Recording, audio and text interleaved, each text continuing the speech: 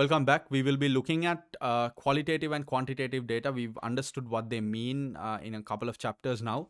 But in this chapter, because it's related to performance reports, and within performance report, we understand that there's a fundamental need to include qualitative and quantitative data.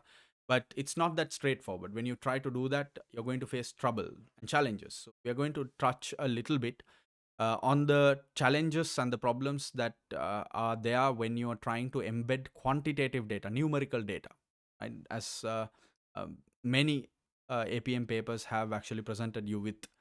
So there are many issues that occur when you are trying to include numerical data or quantitative data. One is that the collection of data and can be challenging, and the failure to understand the underlying sample. So if your sampling is wrong, collecting information, if there are gaps in information collection, if all kinds of collection related and wrong sampling issues can make your entire data quantitative data presentation and analytics effort uh, fruitless. So you have to be careful with that.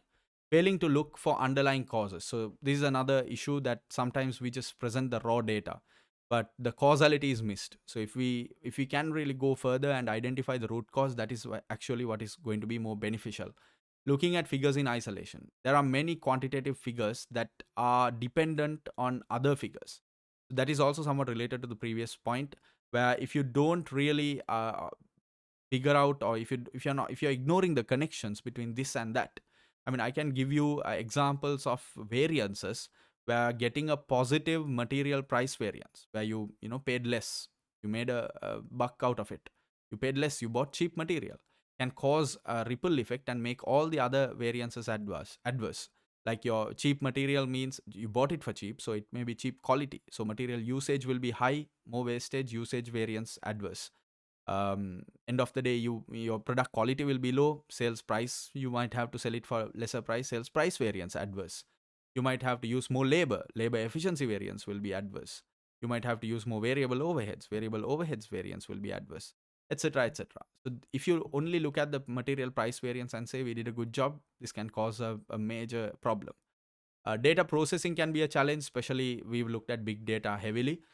So any challenges that comes up with dealing with large amounts of data, processing information data, software issues, hardware issues, all of that can be there. Presentation of data is definitely a concern. So choosing the right way to present the data, you can either go with a table or pie chart or a bar chart or a line chart or a waterfall chart.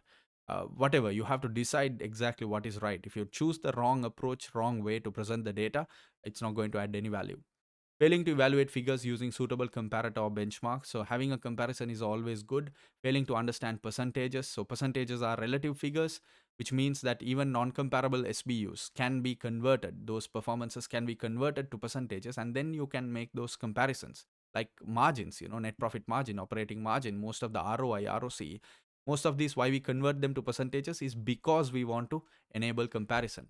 Selective use of figures, so that is related to the isolating of figures as well. You're only picking what you want, so you only hand pick the good ones and you present that. That's why it's not a good report if you have only presented the good picture, because good and bad is part of company performance, and it's always good to have a relative view. And it's definitely unhealthy to inflate your performance when there are so many things that are wrong if you're trying to hide it. So that's a concern. Confusing correlation and causality. Sometimes there can be data points that are correlated, but there is no cause, right? It's not dependent, it's just correlated. Sometimes there can be points, this is how we see it. If there is causality, then they are definitely correlated, but there can be points which are not correlated, but sorry, there can be points which are correlated, but there is really no causality. Okay. So for example, the simple example, if we say that intelligent parents have intelligent children, that that correlated. Do all intelligent parents have intelligent children? Not really, right? But there may be a correlation, but it doesn't mean that for children to be intelligent, you have to have intelligent parents. So that sort of thing. So sometimes we may miss these kind of relationships, or we may confuse. We may think that a correlated data point or data points is actually causality. And if we go along with that idea, we may make wrong interpretations, wrong decisions, etc. So you have to be very careful with that sort of thing.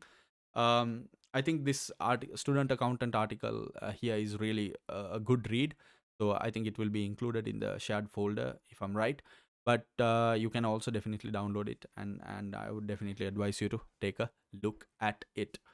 On that note, I will see you soon in the next video. Thank you. Good luck.